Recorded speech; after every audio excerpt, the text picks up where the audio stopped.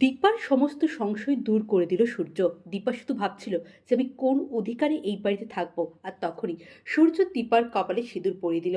ওদিকে দীপা পেপারে ইরার একটা ছবি দিয়েছে, দিয়ে ইরা যে নিখোঁজ, ইরার যে স্বামীর কী অবস্থা সেটা জানিয়েছে।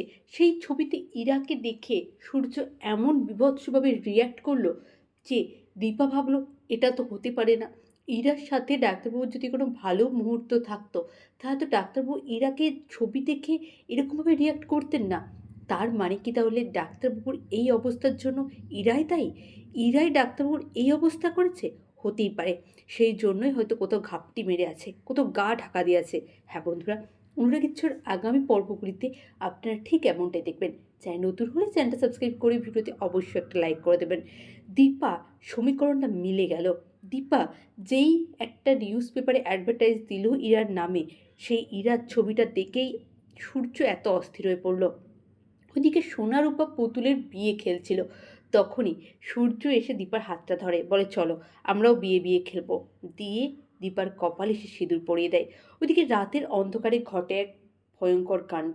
দীপা ঘরে ঘুমাচ্ছিল, তখনই দীপা দেখতে পায় যে একটা ছায়া আসে তার বাড়ির সামনে, তার রুমের সামনে। দীপা ছুটে বাইরে আসে। ওইদিকে অনেক দিন পরে প্রবীরবাবু বাড়িতে ফিরল।